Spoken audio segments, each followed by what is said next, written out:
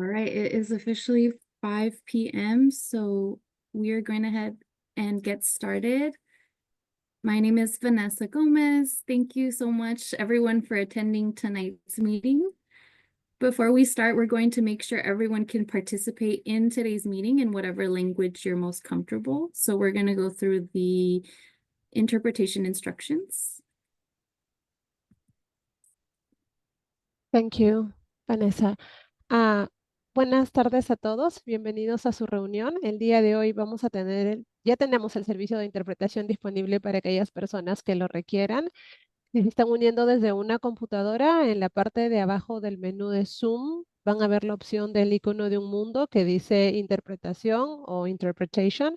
Si es que no aparece en la parte de abajo, a veces está en la opción que dice más o more. Seleccionamos el icono que dice interpretación y luego seleccionamos español y silenciar el audio original para que podamos escuchar una sola voz.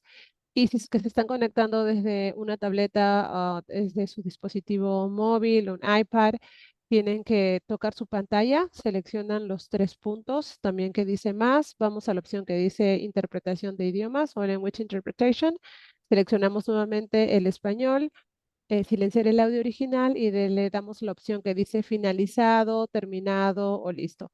Si tienen alguna duda o alguna dificultad para poder conectarse a la interpretación, nos lo hacen saber por el chat, por favor.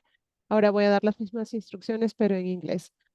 Hello, everyone. Today we'll have interpretation available for those who need it. If you're joining from a computer, at the bottom of the Zoom menu, you will see a word-like icon that says interpretation or language interpretation. You can select that and then you will select English. And if you're joining from a tablet or your phone or your iPad, you can tap your screen. You will select the 3 dots, again, language interpretation. You will select English. And at the end, finish or done. And if you have any trouble or you cannot you cannot find the interpretation feature, please let us know in the chat so we can help you.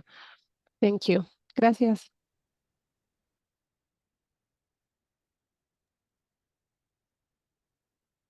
Great. Thank you so much, Linguistica, for sharing those instructions. If y'all give me a moment, I'm going to update the Spanish interpretation really quick.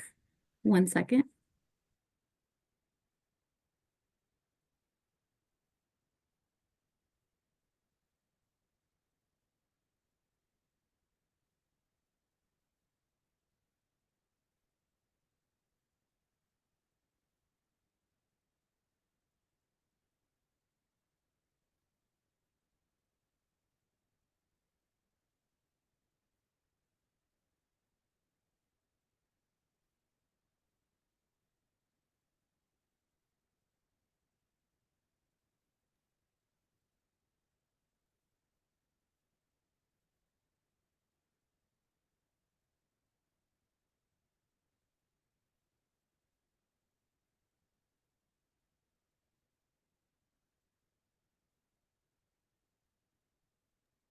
All right, thank you so much for your patience, everyone. And as always, if you're having trouble connecting to the correct channel at any time, please do let us know so that we can help you get connected and ensure that you are listening to everything that's being shared in today's meeting. Good evening, everyone, and welcome to our January 2025 Shafter Community Steering Committee meeting, and Happy New Year. I hope everyone had wonderful and restful holidays. It's really great to see you all here in the same Zoom room. Diana isn't able to join us tonight, so my colleague Jared, who is also a wonderful AB617. Follow and like it. I make her coffee every morning, so I was. Yes, I think that's really. So Jared, who is also a facilitator for the Imperial Valley for AB617, will be joining us today and will be co-facilitating. Really happy to have Jared here with us today. And we're also joined by Jessica Olsen and Rocio Calderon from the Air District. As always, at the beginning of our meeting, there are some logistics that we would like to review with everyone. Before we get started, please mute yourself and make sure your full name and organization are showing as your screen name. To change your screen name, you can click on the top right side of your picture and video. CSC members can use CSC as their naming convention. and all other participants can use the following naming convention, which is first name, comma, last name, and their affiliation. Please note that the meeting host may update your screen name during the meeting.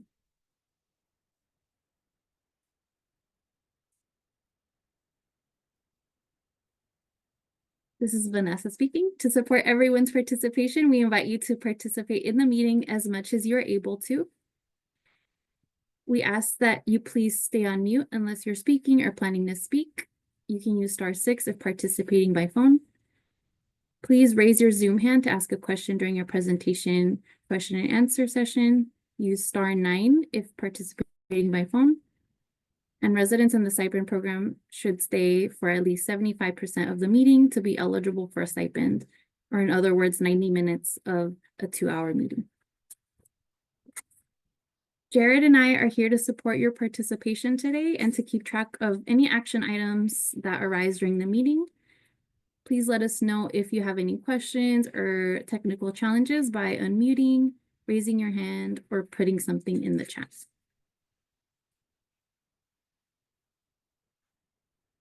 Today's agenda is reflective of CSC members' recommendations, and we are in support of our winding down of the 5-year implementation period. As you can see, we're going to start off with a welcome and introductions, followed by a review of the action items tracker. That will be followed by a CERT measure strategic planning update discussion, standing updates, wrap up next steps, and public comment. I will now pass the mic on to Jessica from the Air District for welcoming remarks. Hello, everyone. Good evening. My name is Jessica Olson. I'm the Director of Community Strategies and Resources with the Air District. I want to welcome everyone to meeting number 70, which is incredible. We've been doing this with a lot of you for a very, very long time. And we're really excited, as Vanessa mentioned, to talk about some of our big accomplishments over the past several years. And also some big updates we have as we continue to work together over the next coming year with all of you. So we'll talk a little bit more about what the coming year will entail. And I just want you all to know that we're really looking forward to seeing you all in a few weeks. We'll talk about that here kind of toward the end of the meeting, but we do have an in-person meeting coming up soon. But for tonight, we're excited to dig in and just appreciate you all being here with us. Thank you. This is Vanessa. Thank you so much, Jessica, for those opening remarks. Are there any questions before we move on to a review of the action items tracker or any other comments?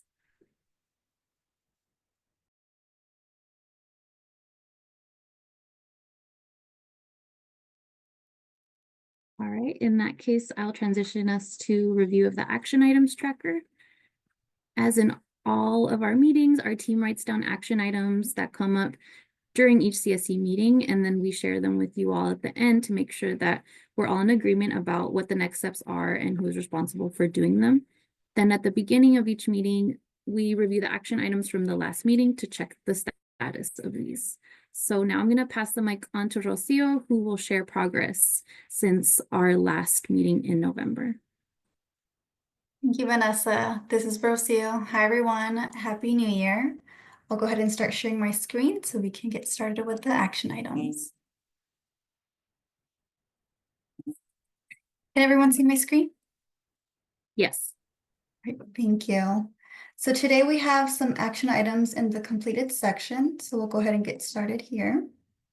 And so at the last CSC meeting in November, the CSC requested for the district to send out some hard copies of the 2024 draft CERP annual report.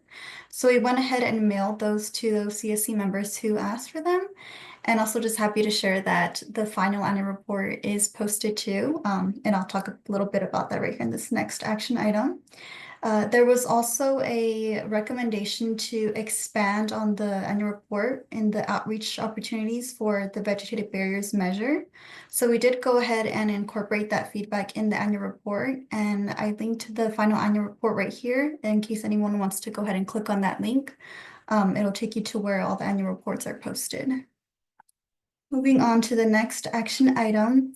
So this action item was for the district to add information about the number of violations that were given out in Shafter and the enforcement report. And I went ahead and linked that right here as well, but we did go ahead and share that with the CSC via email. And on the annual enforcement report, it does list all the information about the violations that were in the Shafter AB 617 community. So if you just click on this link, again, it'll take you to all the annual enforcement reports as well as the quarterly enforcement reports. So moving on to the next action item.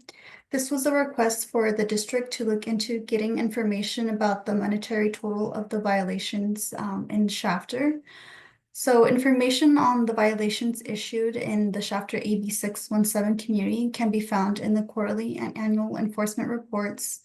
The violations that are noted in these reports may not have a penalty fee associated with them, as the district may actively be working with the facility to address the violation. So in general, all fees are collected from the violations and they go back into the compliance and outreach efforts to support the entire valley, including the Shafter community and other disadvantaged communities that do not receive focused resources from AB 617. So again, it's linked right here in case folks want to take a look at those enforcement reports. And then moving on to the last action item. So this one was for the district to share information about DPR's upcoming meeting that they had in November. So again, we did go ahead and share out that reminder with the CSC via email.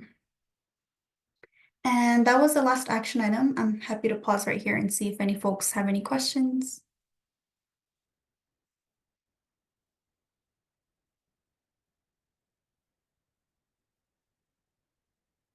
I'm not seeing any hands raised or anything in the chat, but if you guys have any questions during the meeting, feel free to reach out to me.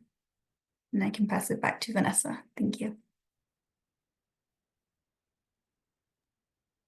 This is Vanessa. Thank you so much, Rocio, for reviewing those action items for us. If no one has any questions, comments, or changes, I'm going to go ahead and transition us to the next item on our agenda, which is the SERP Measure Strategic Planning Update item. Jessica and Rocio from the Air District will share progress on the remaining SERP measures during this item, as well as solicit feedback from the CSC on these and potential outreach locations. We have an hour for this item, so we encourage folks to ask questions and provide any feedback if you have anything to share. With that, I am going to pass the mic on to Jessica. Hello, thank you again. This is Jessica. I'm going to share my screen, and if I could get some thumbs up when folks can see my screen. Thanks, Rocio. All right, so as Vanessa mentioned, we're going to talk just a little bit about strategic planning, and in particular, follow up on some of the measures that we've been working really closely with you all on, especially the past few months, on some ways to move these measures forward. But before we get into it, as a reminder, we just wanted to talk about what it means to come to this sort of 5th-year milestone for the SERP. So as a reminder, the SERP, the Community Emissions Reduction Program, is based on state law. There's the AB or Assembly Bill 617 sort of establishes what the Air District is supposed to do in working with the state and working with you all to establish these emissions reduction programs. And through that law and through some of the blueprint guidance, that SERP is really meant to be a 5-year plan. It was adopted by CARB in February 2020, which really means we reached the 5th year in February 2025. However, as you all know, and we've kind of talked with you about it, especially the past 6 or 7 months, there are several measures that we want to still get done, and we're not going to be done with them by next year, or next month rather, especially the measures where we have funding still available. And you'll see here in a little bit some ways that we can make sure that we still have a path forward for spending the money in your community. So we've engaged in some strategic planning. You all have provided some recommendation on how we can wrap up some of the SERP measures, and certainly recommendations on how we can shift funding to support other SERP measures. And so the focus of our presentation today is to talk about some of those measures that we've shifted funding for, or maybe we have increased outreach or expanded outreach for. So these are the 4 measures we're going to talk about today: low dust nut harvesters, vegetative barriers, clean air rooms, and the sidewalk, bike lane, and bike paving measures.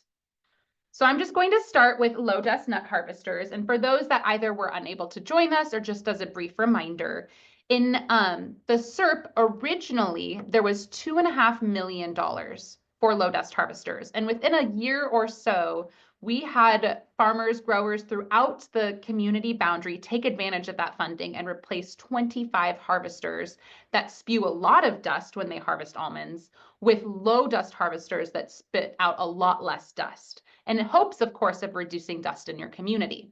In our October in-person CSC meeting, you all supported reallocating more money to that measure so we can continue to get more growers into those cleaner harvesters. And so that means that total will have invested $4.5 million. We let you all know at that time that we had to take that funding reallocation that you all recommended to our governing board. So the very next board meeting after that decision was actually our December board meeting. So we took it to our governing board. They fully supported it, and definitely huge shout out to all of you for supporting it and for folks who came to talk a little bit about that reallocation. And so the district has immediately started conducting outreach. In particular, you all directed the district or asked us to support a tiered outreach approach where we do our outreach first to the Shafter La Colonia area and then kind of work our way because the boundary is that big circle. And so that's what we've been doing. We've been working really closely with the local farmers and actually the dealership that sells the low dust harvesters, since they kind of have an ear to the ground where they can see what's going on in the community. And so both areas of outreach, we've been doing a lot of outreach, letting folks know that there's now more funding. And we'll, of course, keep updating you and updating the tracker if we find that there's folks that are interested. That said, if you yourself or you know someone near you have a harvester, or someone that has harvesting equipment and they harvest in the area, please have them reach out to us so we can make sure that they take advantage of the funding and get their old harvester replaced. I'll pause there and see if there are any questions.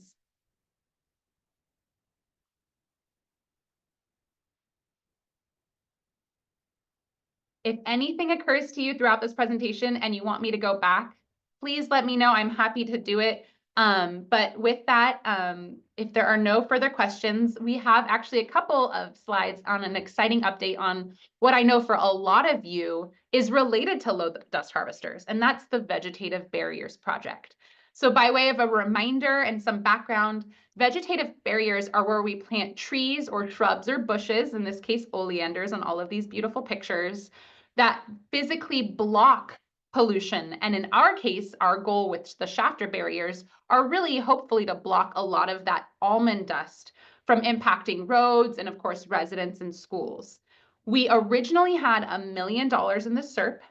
We have wonderful company who have installed oleander barriers on Lerdo and Burbank and 7th Standard, but that didn't even use up 20% of the funding we had available. So as all of you know, we worked with you all to reopen what we call the request for proposal, which is where we say, hey world, we have this money, please apply to our program for the remaining $800,000 or so in funding. So the process, we reopened it in October. We gave folks a couple of months and the deadline was the end of the year. We were actually received 2 applications, which is incredible, and something that we're really excited about. And so with looking at those 2 applications, both of them are under district review, and we definitely want to come back to all of you to talk with you once we review kind of just the checklist of things that they had to submit as a requirement in the application. We want to come back to the CSC with a more detailed, here's who we got, here's what they want to do, what do you all think? Because of course, as we've reminded you in every situation, but particularly with the tree planting, we want you all to help support any of these projects. So we're kind of reviewing the first kind of big steps of the proposals, which total will take 90 days, but within that, we want to work with you all before we offer the final contract to the applicants, should they be approved and supported by all of you. I saw something pop up, and so I don't know if they're, oh, cool. Thank you, Bianca, for letting us know. I just wanted to make sure that wasn't a question. So right now, just because we haven't gone through and completely like ranked or looked to see that they meet all of the minimum requirements, we don't have the details to share with you. But at our in-person meeting, we'd love to have a conversation with you all about the applicants and kind of what that looks like so that we can work with all of you, maybe even put together a subcommittee where we can dig a little deeper into each of these proposals. Any questions? I would just, I hope folks feel the excitement that I have, because we are so excited. As a lot of you know, it took us a couple of years. Really, it's been maybe a year and a half since we've had this extra funding available, but really several years since we've had the full $1 million available. And now that we have a couple of other projects, we anticipate it will take up the rest of that funding. And we just really look forward to finally getting more barriers projects in the community. Linda, please. Hey, Jessica, I was just wondering, do you think that the two applicants would end up using the 800 or 700,000 that's left? And if they're not, I know this doesn't exactly meet the criteria. All of our urban greening money got moved. And you got, Linda, I don't know if everyone else is hearing it. You're breaking up a little bit at the end. Can you repeat that last? You asked if they are using it, which they are. So it will be, or at least their applications are for the remaining amount.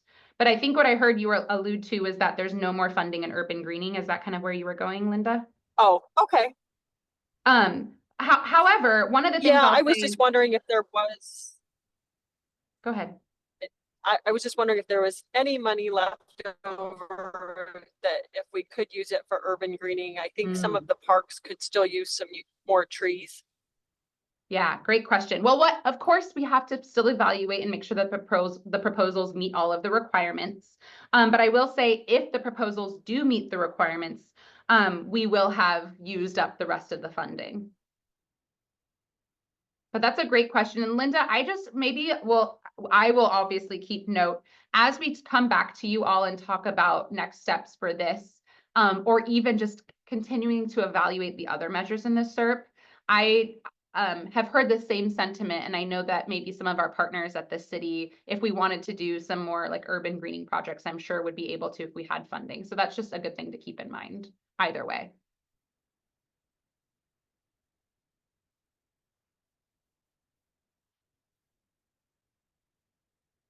Thank you. Any other questions?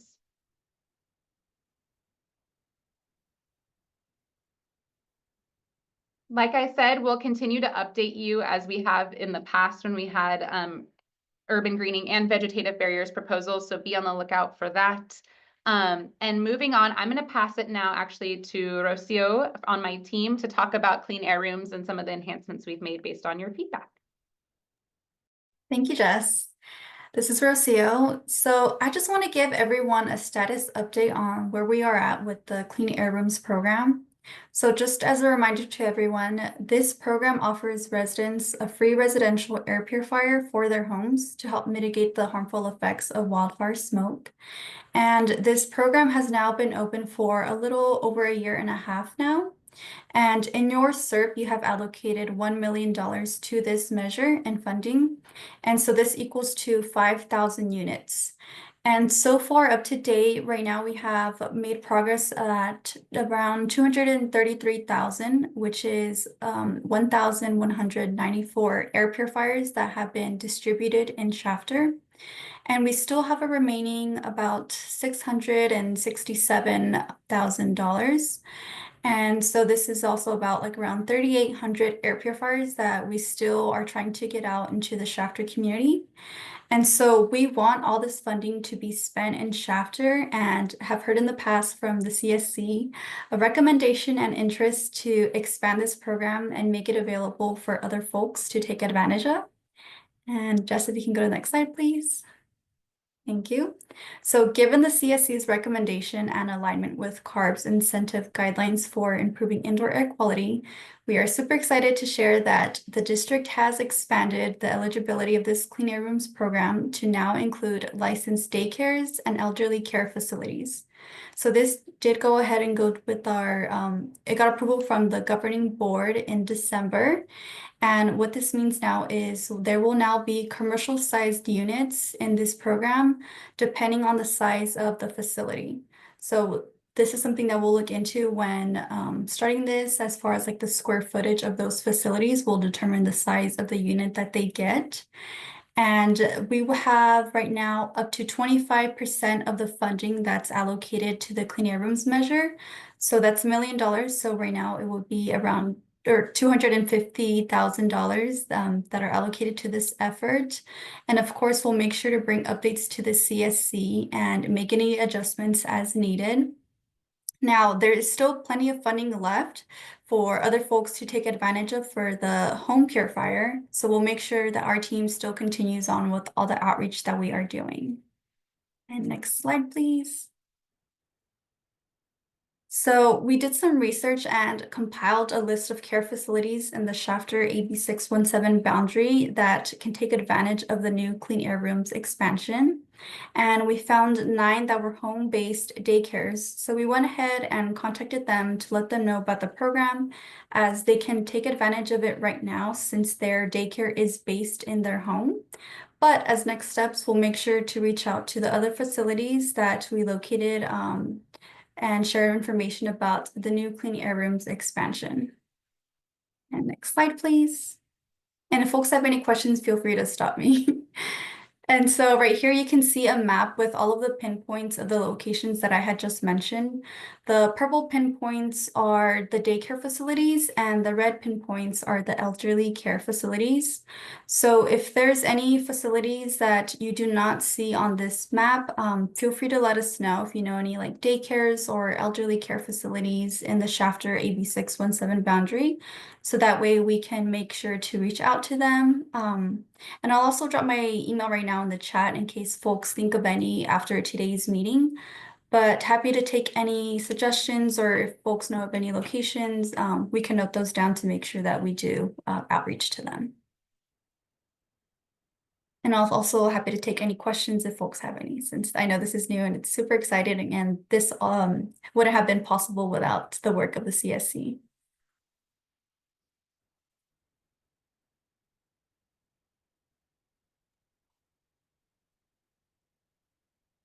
Any questions for Rocio, or even just a place, even though we have a list, you know, and we could keep doing research, if there's a place that you think we should first reach out to, or that you want to make sure we don't miss, you can raise your hand, you can put it in the chat, you can call Rocio whenever.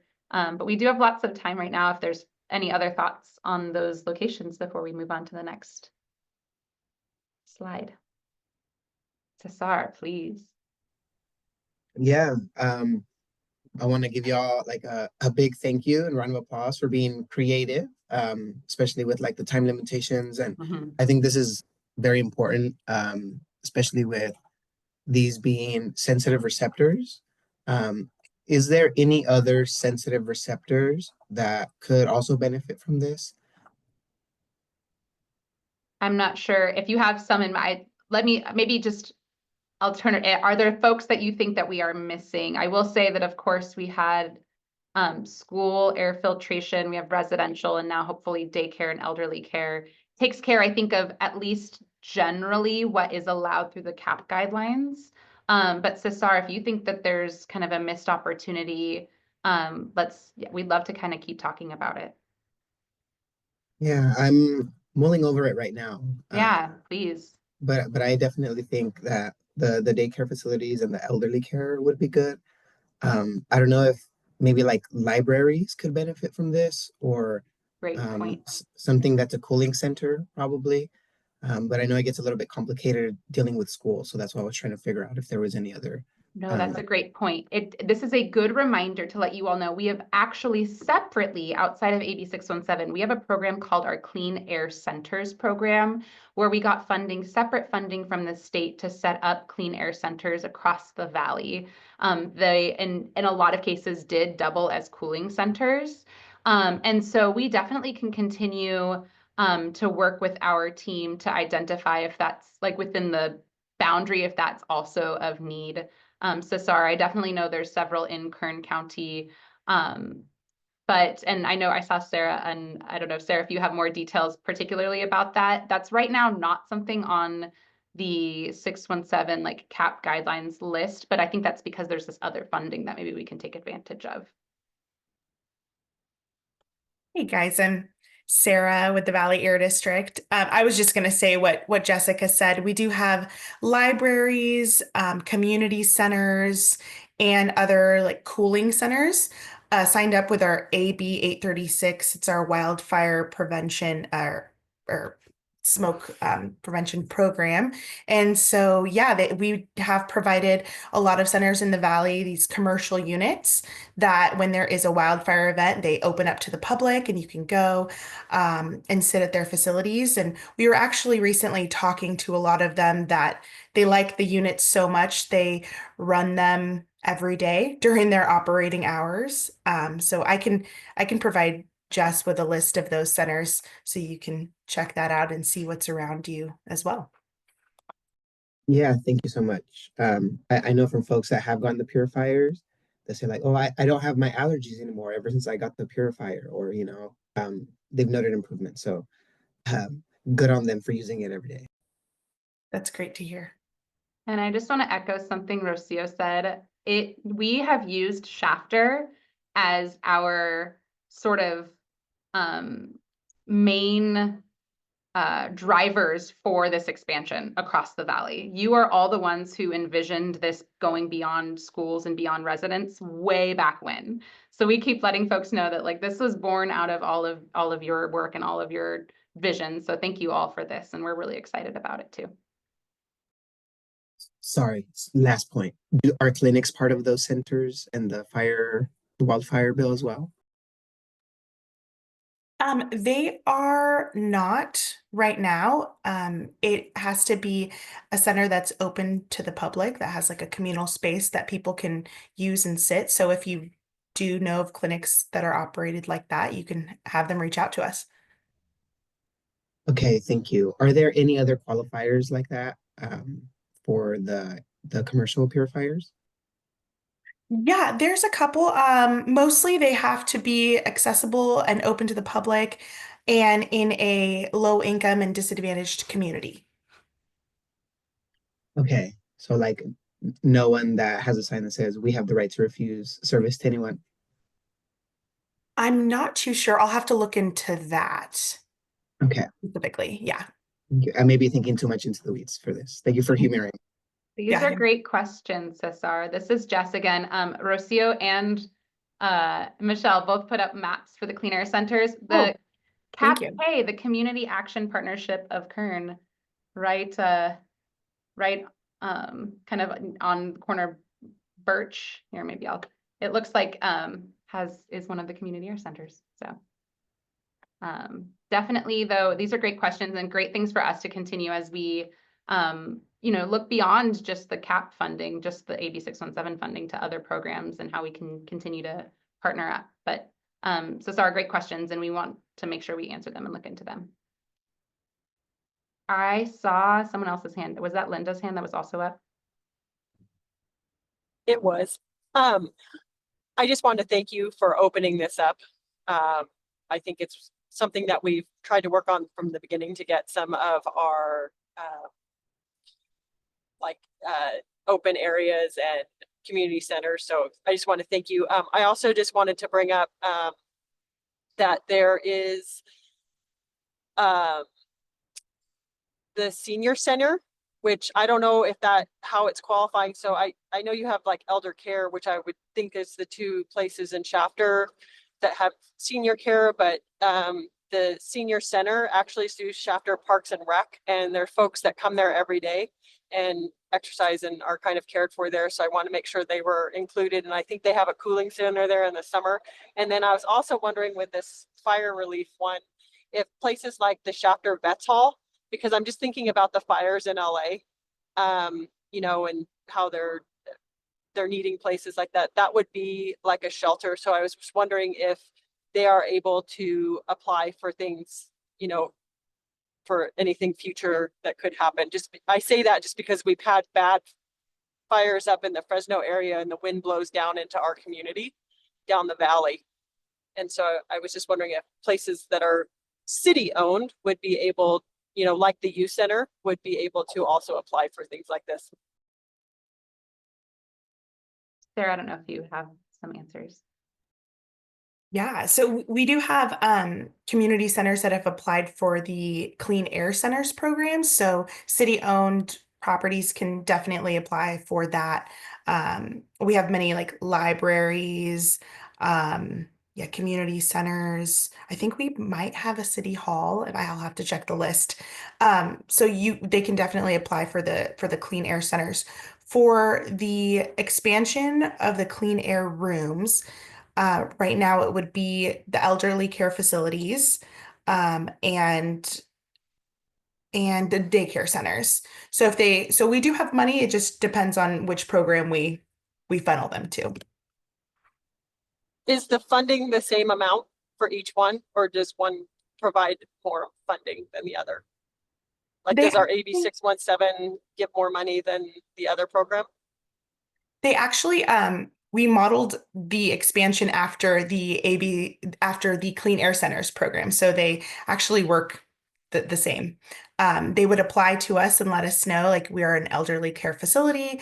And then we would evaluate their square footage of the communal spaces that they have. And then we would order the unit and send it to the facility. So that's the same for the Clean Air Centers, and for the expansion program as well. So it is the same. Okay, thank you so much. Thanks, Sarah, and thanks for all the great questions. We are really excited. You are the first, well, you all and Fresno will be the kind of the first two communities to expand the program. So we're really excited to start getting more folks in there. But that doesn't mean, I think Rocio said it really well, that doesn't mean we're stopping the outreach about the residential program. We still have a lot of funding in that, and definitely want folks, as many people as possible. So my charge to you is, if you meet up with someone at a community center, or you see someone in the grocery store you haven't seen in a while, and they live in the Shafter area, you should ask them if they have an air purifier. And if they don't, send them our way and get them to apply. We have lots of funding, and they should hopefully all get one in their homes. I think that would be a great, you know, that's everyone's homework the next month before we see you next time. Yes, this is Vanessa. I think Bianca posted a question in the I'm chat sorry, I missed about air filtration funding. Bianca wanted to know if there's a lot left, can we have 2 per household? I think she's referencing air filters. Yes, great question, Bianca. I think right now our goal is to get as many people as possible, at least one. So that's why we're expanding it. And then also knowing that there's people in Shafter that definitely don't have one yet. We want to make sure that they get at least one. But what you suggest is definitely an approach if we still have funding left over the next year. So we definitely want that to be one of our regular check-ins with you as we transition to those kind of quarterly check-in meetings. Is how are the clean air rooms and clean air center funding, you know, pots looking? And if it still feels like there's a lot left and we've exhausted all our outreach, I think that could be an approach. But right now we're still focusing on getting people at least one, which is what this expansion will allow us to do. Thanks, Vanessa. I'm going to share my screen, but definitely if other things occur to you, or you want to make sure we don't miss something, put it in the chat or raise your hand, and we'll get that noted. I really appreciate all the input so far. Our last update is the other kind of main piece we talked about at our in-person meeting. That's just a reminder of all of the work that we've done on sidewalks, bike lanes, and paving so far. So we have, with all of the funding that folks have allocated up until our October meeting. We had $6.3 million on 3 big projects, kind of in partnership with the city of Shafter and Kern County. At the in-person meeting, you all supported funding reallocation to additional paving projects should we be able to find a project that made sense with the city and the county. So we're still working with the city and the county. So far, we haven't really identified projects that either were within that $2 million or that were eligible based on the criteria of like establishing or installing, you know, new active pathways like new bike lanes or new sidewalks. So it's definitely something we're going to continue to work with folks on and bring to you as we identify those opportunities. But we just wanted you to know that we still see it there, and we're still working with folks and even internally trying to figure out if, you know, if that's the best use of funding, if we can find a project. But if we can't find a project, maybe to Linda's point earlier, are there other places like vegetative barriers or urban greening where maybe we could shift some funding to? So we just wanted to be transparent about where we were with the process. We have no recommendations for any funding shifts right now, but we definitely want to keep working with the city and the county to see if there are projects that cost $2 million that are within kind of the scope of what the SERP intends. But I do see Linda's hand. I'd be happy to chat. Hey, I just wanted to bring up a project or a possible project. It appears that there is going to be a lot of homes put over off of Beach, and I believe it's Tulare, so to the east of the high school.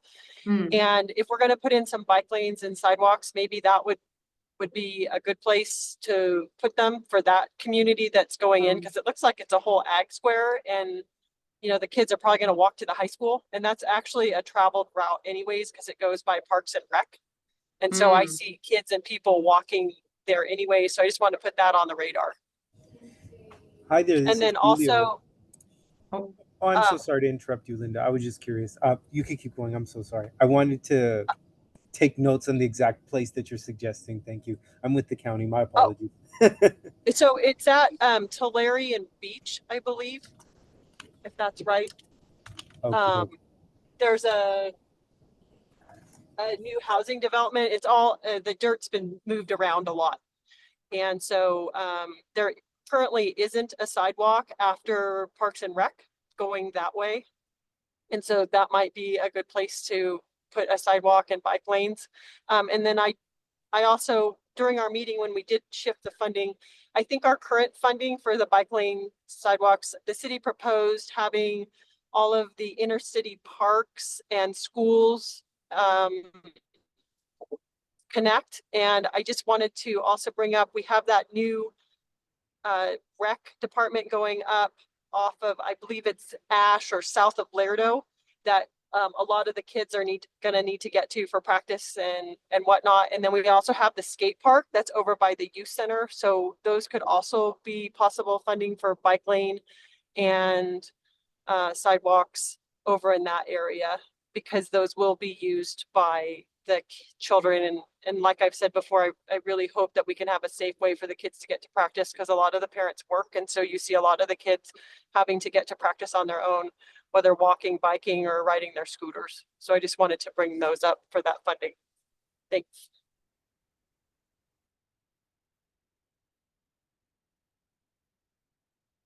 And I'm glad we just heard Julio's listening. We definitely have the city here as well. Thanks, Linda. We noted all of that down, and we'll definitely keep looking. And like I said, we're still working with the city and the county, but we just want to be transparent with all of you as we kind of continue to hone in on our priorities over the next year. So just really grateful for all the engagement. Any other questions? I want to make sure I'm not missing anything in the chat.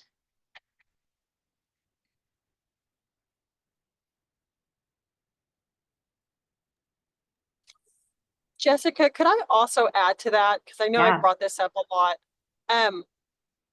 At Lerdo Highway and Central, there aren't any sidewalks across. And I know we've got an issue with high-speed rail coming in. I don't really know the plan for that, but when I'm talking about that rec center going in, there really is no safe place for folks to cross at that area. There are no sidewalks across that area. So if we can't find anything for $2 million, that might be an area to look at too.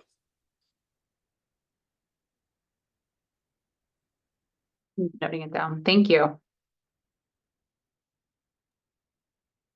This is Vanessa. Thanks, Linda. I see you also posted a question in the chat. Did you get that answered about having incentive emailed? Oh, I just was wondering if you guys had a sheet with a QR code or information on how folks can apply for those air purifiers for the daycares and the open areas through our incentive, and then the other one through the fire. I was just wondering if you had something that we could get out to the community. Linda, that's So a they great can apply. question. We are working on that now. This is breaking that we have it to you. We actually haven't even finalized the application for the expanded part, of course. For the clean air centers and kind of the one under that other piece, I'll work with Sarah to talk a little bit about funding and like what's available in outreach. But then when that application opens for the other piece, we will let all of you know and make sure that we work with all of you on kind of that outreach material. We don't have it right now because we just, you're kind of the first to hear about it. Oh, okay. Well, thank you. I'm happy Yes. to share it once we get it out. We would I love think that. people are going to be excited. Thanks. We think so too, and we're really excited about it.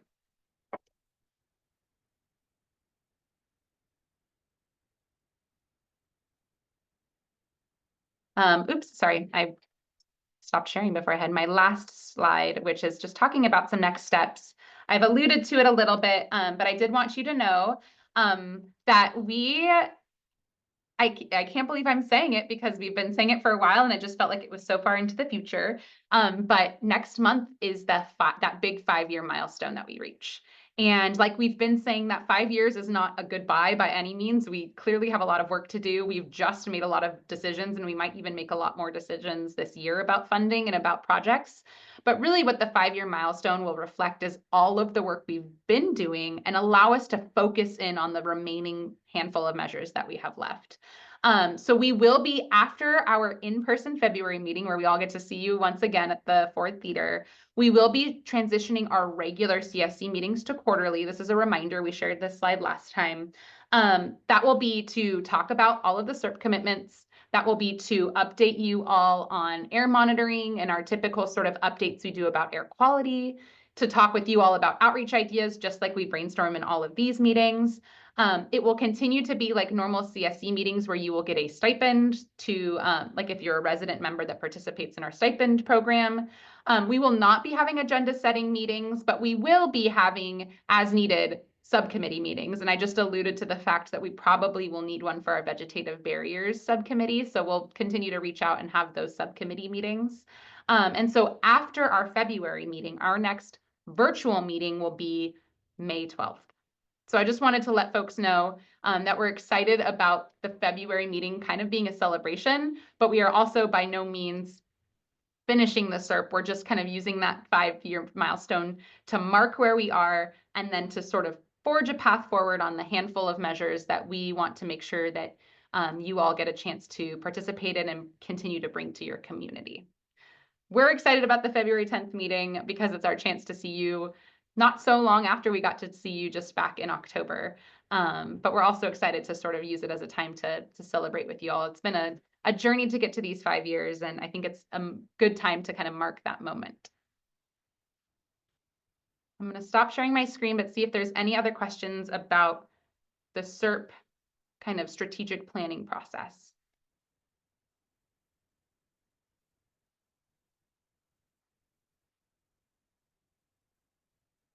Bianca, can we have a pesticide subcommittee?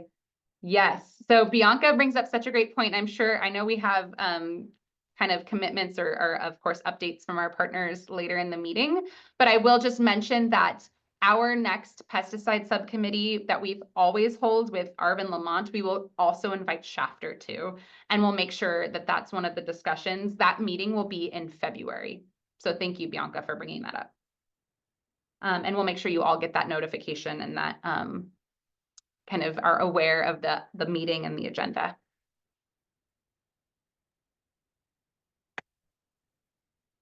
Any other questions for me?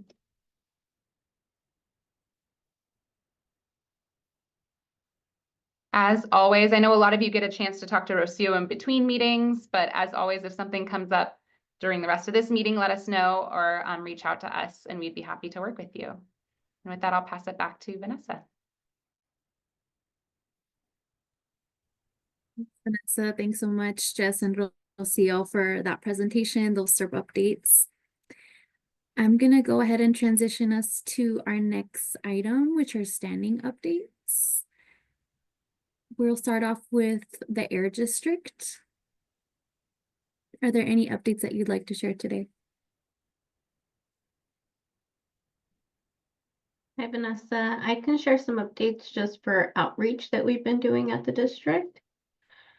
I just have a few slides. I'm going to share my screen.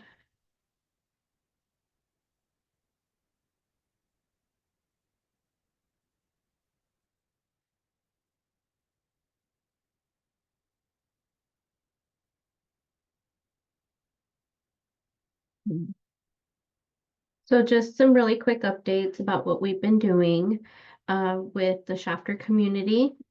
Just wanted to introduce myself again. Sorry, my name is Michelle Rivera. For the things that we've been doing since we have been on holidays, we've been doing a lot of social media outreach. And by doing that, what we do at the Air District is do really targeted outreach. And the way that we do that is by using targeted outreach on Nextdoor. So we've expanded to Nextdoor some of our social media posts. These are just some examples of some of the posts that we've been doing. We're reminding people, that it is illegal to burn trash. We're also reminding people on how they can submit a complaint to the Air District, and we are reminding people that we do go out into the community and investigate those complaints. And we also are continuing with our Clean Air Rooms program promotions and letting people know that they can receive a free air purifier. We are also expanding some of this outreach to Facebook. One of the things that we did hear from the CSC is to be able to publish and be present in some of these Facebook groups. So we have joined Facebook groups in your community. This is just one example of some of the Facebook groups that we are posting to. So this one is one group. It's called Everything for Sale. Even though we aren't selling anything, we are present there and we are reminding people that the free air purifier program is open. So we are doing that. And we are also busy in the world of Healthy Air Living Schools. Our Healthy Air Living Schools team is out in the communities. We're delivering calendars and making those partnerships with schools, principals, administrators, and reminding folks that we do have calendars available and that it's a contest that we do for schools and the kids, the students. This year we had 13 students, I believe, that were featured in the calendar. These students do get scholarships from the Air District. So we encourage the students to participate. If you guys have any kids or know any kids that would like to participate, please send them our way. We'd be happy to send them an entry form or really tell them how they can get involved with the Air District. We will be out in the Shafter community in the following weeks to be distributing these calendars. So if you guys have any suggestions of other places, not just schools, that maybe could benefit from having these calendars, please send them my way or Rocio. We'd be happy to drop these off. They come in bundles of 25, but we can drop off as many as they need. I can also put my contact information in the chat so you guys can have my direct contact information. But that is all for me. This is Vanessa. Thank you so much, Michelle, for those updates. And Linda, I see you have your hand raised. Please go ahead. I was just also going to suggest maybe stopping by Shafter Parks and Rec. They might be another resource for the calendars to give to the kids, and maybe some of the no idle signs, if you still have them, if you want to talk to them. Because when I used to take my kids over to practice, people sit in their car with it just idling. And the kids are, you know, obviously over there exercising, playing soccer, baseball, or whatever. So I just thought maybe it was another way to help educate. Thank you, Linda.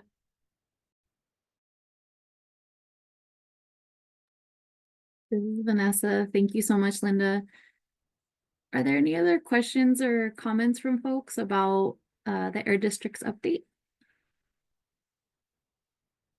Before we move on to the next set of updates.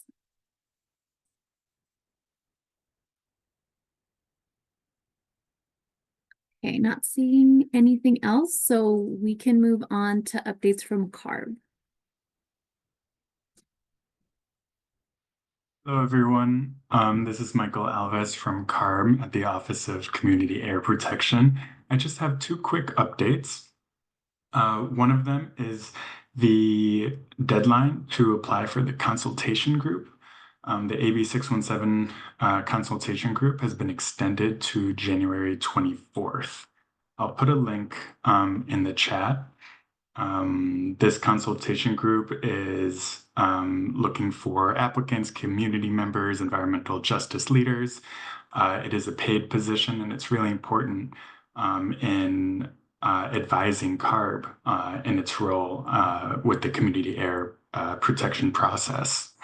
Making sure that it reflects a diversity of views, represents all the stakeholder categories that is called for in AB 617, and also the communities consistently nominated. And so this has been extended. If you're interested in joining, yeah, please apply. The second thing I wanted to mention was that in December, CARB released their community engagement model. This is something that has been advised by multiple community members and environmental justice leaders. I think there's even a couple in this Zoom right now. It is kind of an attempt to implement best practices and standardize the way that CARB engages with communities rather than entering a community and kind of recreating the wheel and how we engage. And there's been a lot of frustration in the past, and that's something that we've heard and want to fix. And this is a step in that direction. And this model is available online to look at, but on January 16th, that's on Thursday, there will be a public meeting. And I'll put that in the chat below. It'll be on Zoom at 6 to 7 p.m. And so if you would like to learn more about the engagement model, you can join that. And I'll put the link below as well, and I'll also make sure that the Air District has the same exact links. All right, that's all for me. And I will also be there in person next month, so I hope to see you guys there as well. Sadly, I missed the last one, so I'm excited to meet everyone. This is Vanessa. Thank you so much, Mike, for those updates and for posting those resources in the chat. For folks who are interested in the consultation group that Mike mentioned, there's a link to that, as well as a link to the public meeting that Mike also mentioned. And Michelle, I see, also posted her contact info if you'd like to send any input her way or if you have any questions. Any questions or comments about CARB's update from anyone?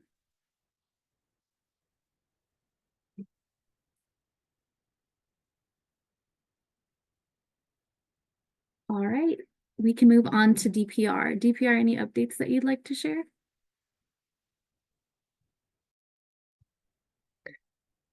Good evening. I actually have a couple of updates. The first one is about the 1.3D update.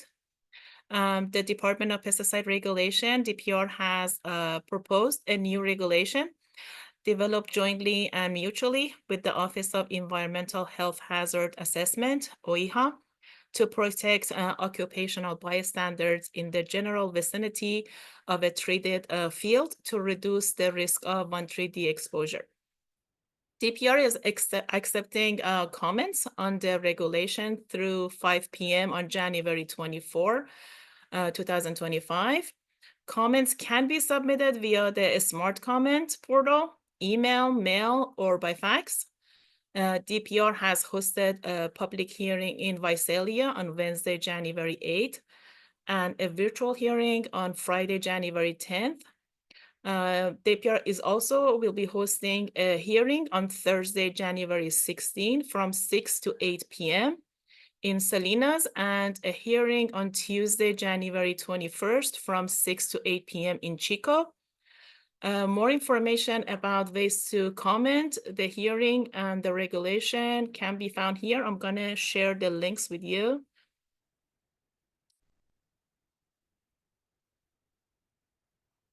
If it comes. Oh, sorry. I think I put too much. And it's not sharing everything. Okay, here you go.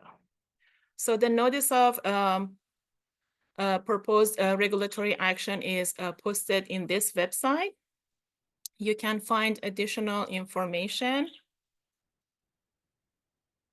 Let me share that site.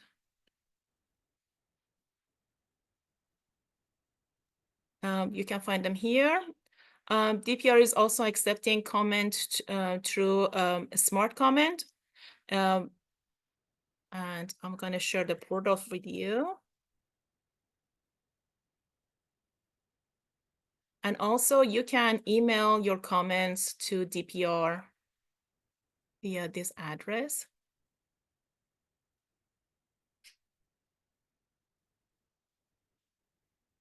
My other update is about spray days.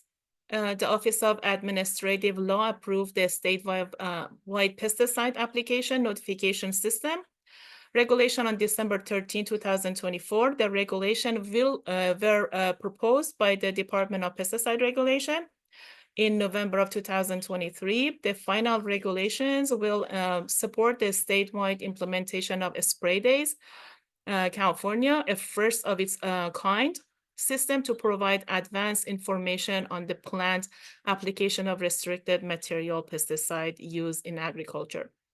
The statewide notification regulation will be effective February 24th, 2025, and DPR is on track to begin the implementation of the statewide system, Spray Day California, in March of 2025.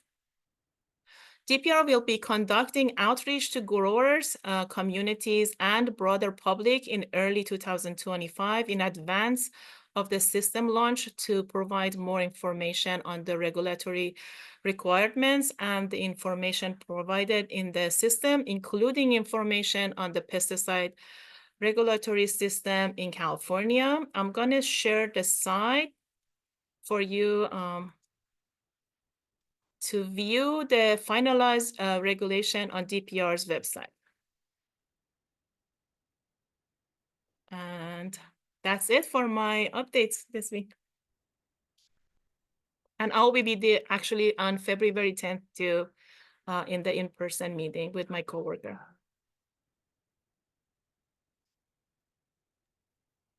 This is Vanessa. Thank you so much, Sarah, for those updates.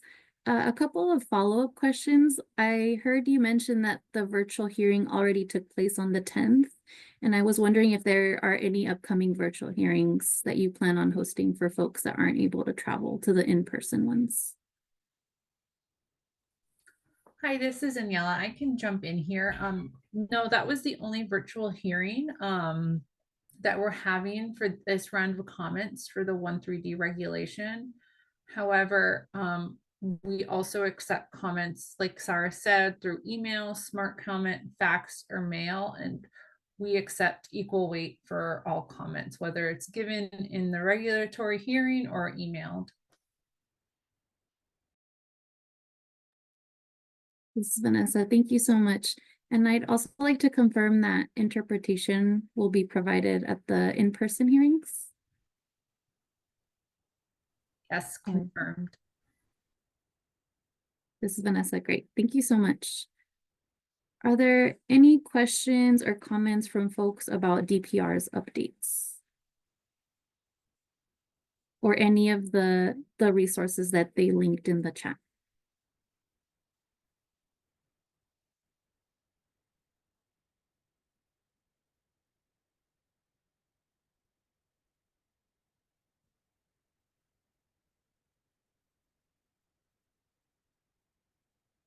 I'm not seeing anything at this time, but if you have any questions, please don't hesitate to let us know.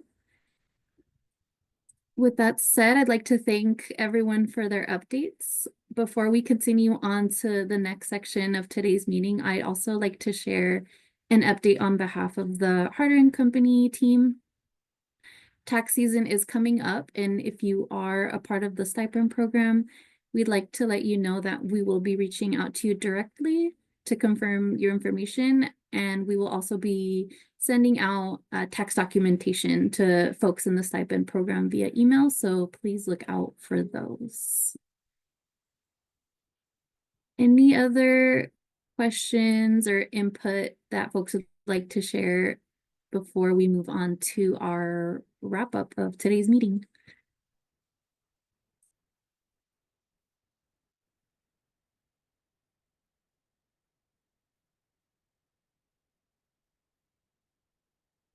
Not seeing anything. Oh, Linda, you have your hand raised. Please go ahead. I forgot to ask this earlier. So I had someone approach me that said they've been approached by several folks about another lawn mower. You know how we had that event, and I know that our SERP is kind of done, but they had asked if we were going to have anything else ever, or can they still apply online? Do you have any input on what I could tell them about the lawnmower trade-in? That's a great question, Linda. So a couple things is the program is open valley-wide still. We did actually, at our last event in Shafter was so successful, it did use up the remaining funding in that program.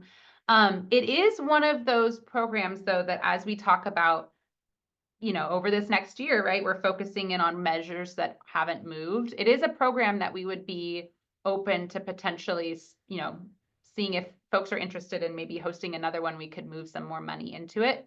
As of right now, if folks went through our district-wide program, it's not the same amount of funding that you all got in, and it's not at an event-based thing. So it would be a little different. I'm happy just so folks are aware of it, to send the link to you, Linda, so folks, if they're interested in doing it right now. But I will just sort of plant the seed that if we want to move money, we can talk about that as a CSC and see if we can host another event, because it really was successful the past two that we've done. Okay, I appreciate that. And then I feel like there is a want in our communities. It's because it was so successful. So I guess I'll just tell them they can apply, but you know, maybe we could move money.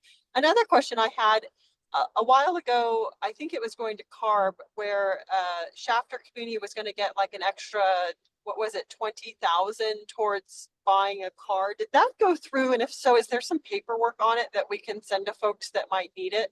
Our car replacement program. I think it was like normally 7,000, and we were doing something extra for the 617. We Is that do, correct? yes. Okay. That is exactly correct. So Linda, when we have those car replacement workshops, I think we've talked about them a couple times.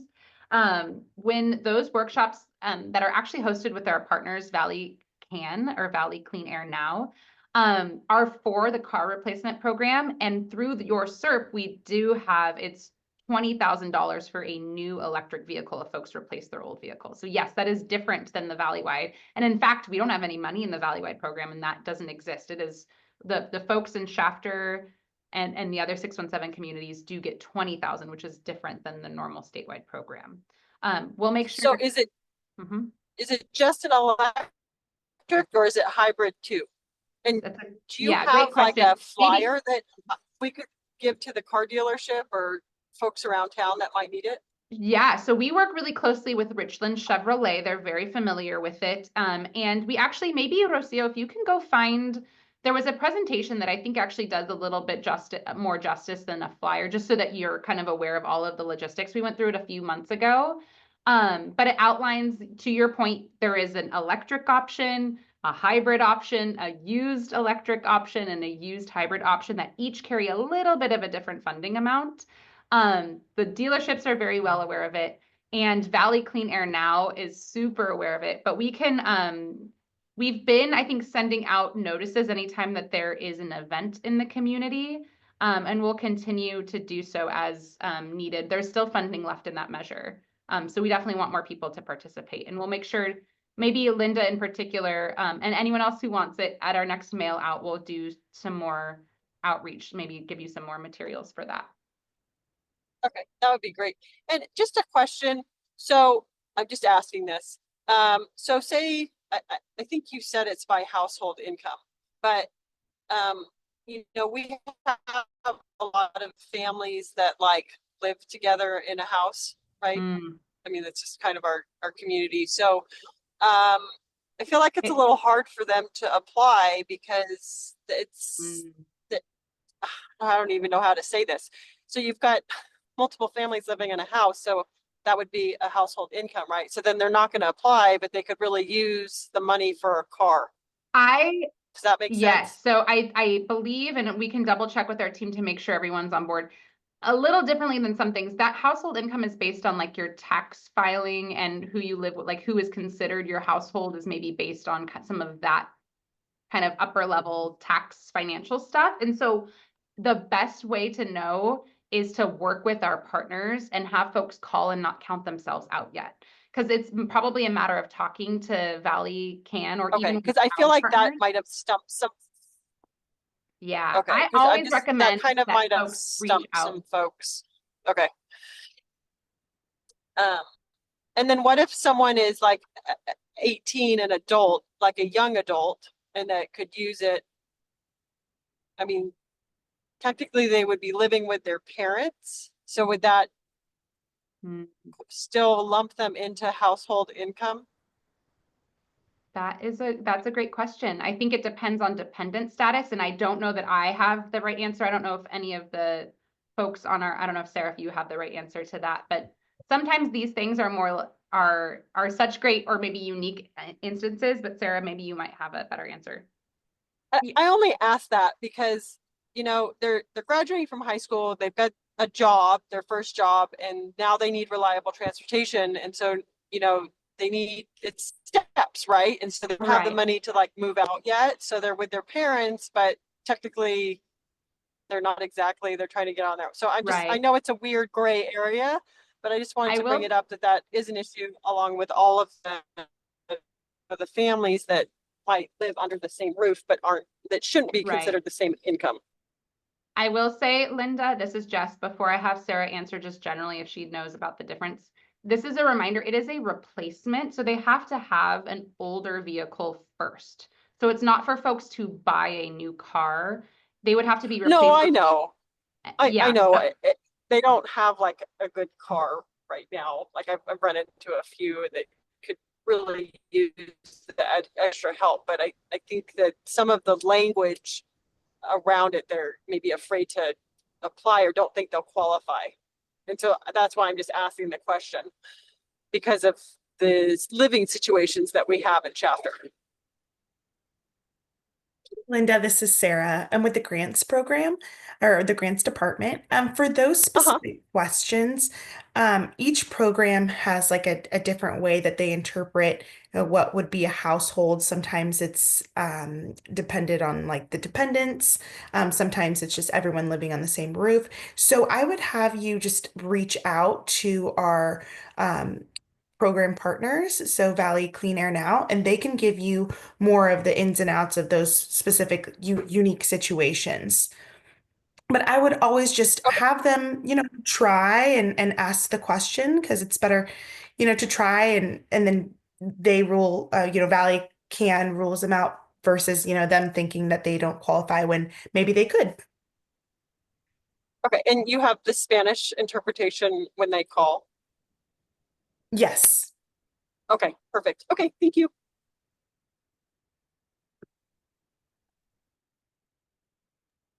This is Vanessa. Thanks everyone, and thanks so much, Linda, for your question. I see that Rocio has posted some resources that might be helpful for folks on the Valley-wide program, the passenger vehicle replacement measure, and vehicle replacement workshops being hosted monthly in Shafter by Valley Can. Are there any other questions that folks would like to share before we move on?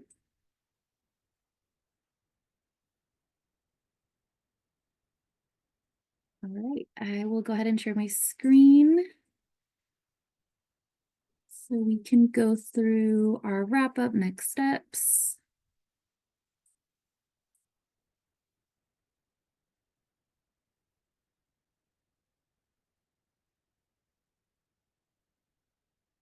Can everyone see my screen okay?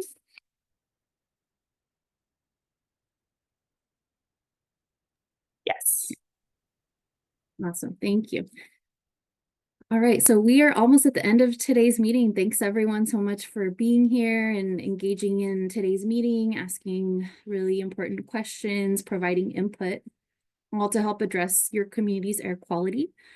As we reach the end of our time together, I'd like to share a few next steps that are summarized on this slide. So as was mentioned before, we're really excited to share that our next Shafter CSC meeting will be held in person at the Shafter Ford Theater on Monday, February 10th. Similar to last October's in-person meeting, we will start the CSC meeting a little earlier than usual. So that will be at 4:30 instead of 5 p.m. to make sure that we have enough time, and so we don't feel rushed. We want to make sure that folks have enough time to be able to share whatever they need to share and have those important discussions. We'd also like to note that there will not be a Zoom option available for this meeting, and we look forward to seeing you all there. We really hope that as many of you can come and chat and come together in community as much as possible on the 10th. And as Jess had also mentioned, with respect to agenda setting, the Air District does not plan on hosting any more agenda setting meetings. The agenda for February CSC meeting will be an in-person celebration of the CSC's accomplishments over the past several years, as well as a review of remaining CERP measure updates.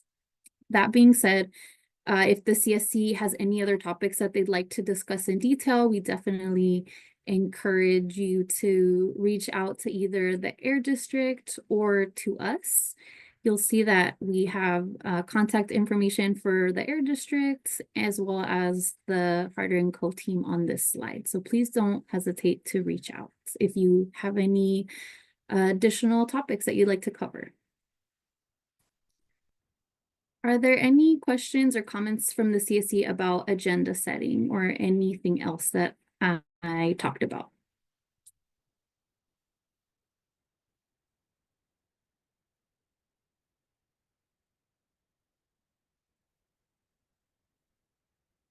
I'm not seeing any hands raised and I don't see anything in the chat, so I will go ahead and stop sharing for now so that we can proceed to the action items tracker.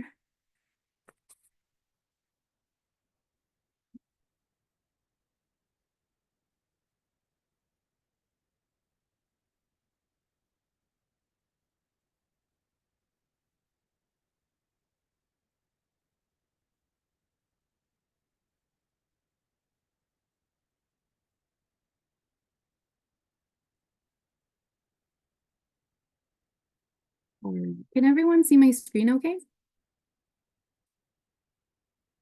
Yes. Awesome. Thank you. Refresh real quick.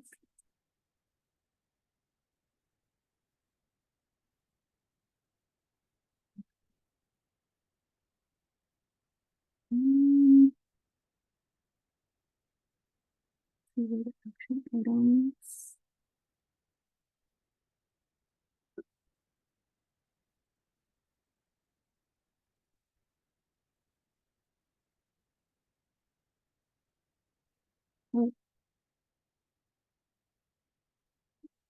Jared, do you mind bolding the action items, or do you know which action items came up? Yes, I didn't track any pending action items. It seems like most of the questions got answered in today's meeting.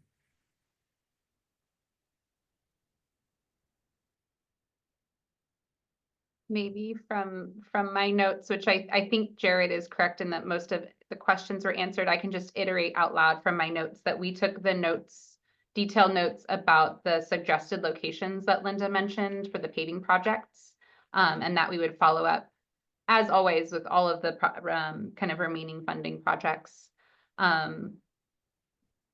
We also just committed to looking into working with you all as needed if we wanted to add funding to the lawn and garden measure. And then the final one was just making sure that folks knew how, but I think it was mostly taken care of in the meeting, but folks knew how to take advantage of our Replace program. This is Vanessa. Thank you, Jess, for those, and thanks, Jared, for writing down those items. Linda, I see you have your hand raised. Go ahead. I just, for one thing, on the vegetative barriers, if there was extra money, we were talking about maybe getting some into urban greening. Yeah, I would just say, That I was the think the only action other. item generally, yeah, so Okay. I just want to, so not to confuse people, there's not extra money in vegetative barriers, but there might be funding elsewhere, and I think urban greening is certainly one of them. That's a great point, Linda. Okay, thank you.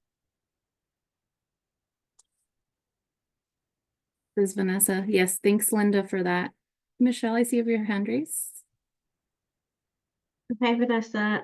One of the things that came up during my brief presentation was just also locations of where to drop off calendars, which was Shafter Parks and Rec, and to also drop off no idling signs. So we're taking that back to our team.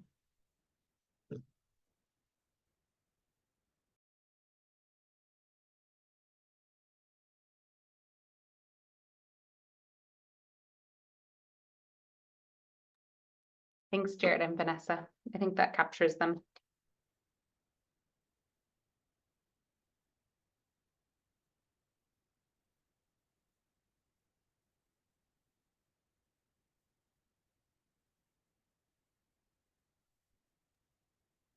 Thanks, everyone. Any other items that we might have missed?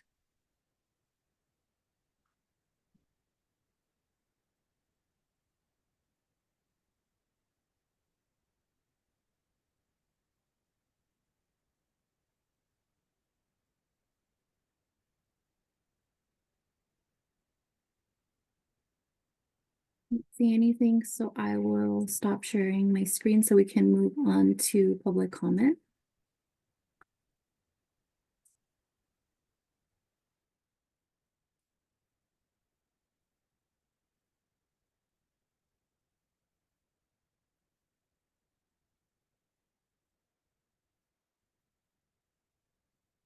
Okay. We've reached public comment, which is near the end of our meeting. Thanks again, everyone, so much for your continued engagement throughout today's meeting. We're very grateful for everything that the CSC has shared during this meeting, both questions and input. At this time, we'd like to open up the floor to anyone who would like to make any final comments. As a reminder, community member comments are really important to this process because they ensure that the program is shaped with the community's perspective in mind. If you'd like to make a comment, we would really appreciate if you're on Zoom, if you please raise your blue hand to ask a question or make a comment. You can press star 9 from your phone, or you can type in the chat if you'd like to post it on there instead.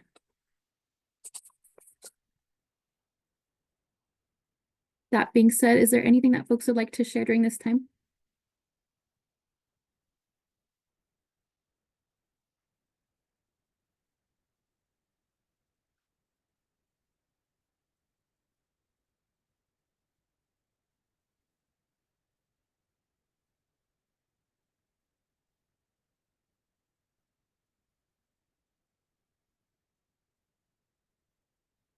I'll wait another moment more in case folks are thinking of questions or comments to share.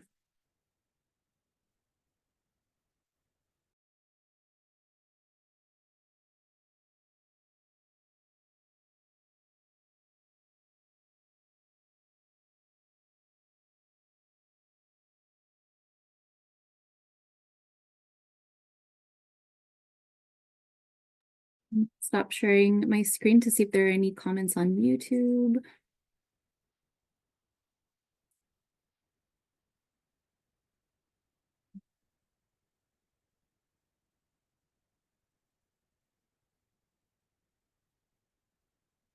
Not seeing anything on there.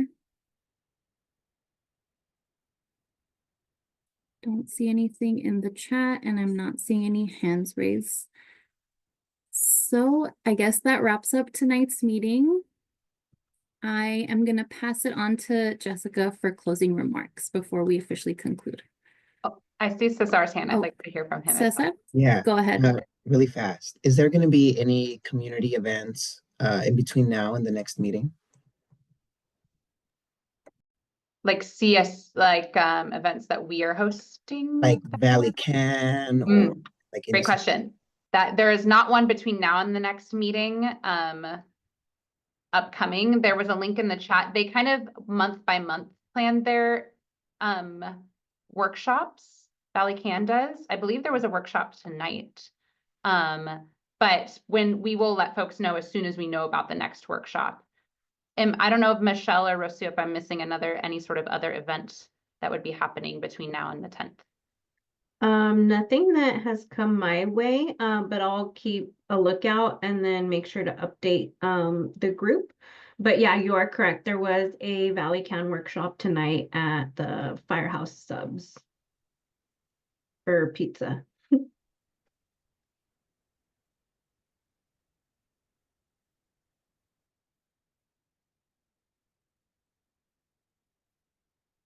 All right. Well, thank you, Cesar. Great question. I felt like even though I think we're at a point where we have accomplished so much that we are all really focused on what we need to move forward. And so I think that was really well reflected tonight, where we got lots of great focused feedback, lots of great questions and engagement. But also I think it's a reflection of how much we've have accomplished, that we're able to just talk about a few things remaining in each meeting. With that, I want to thank you all for tonight, and I look forward to seeing you all on February 10th. Take care. Bye. Thanks, everyone. Have a good night.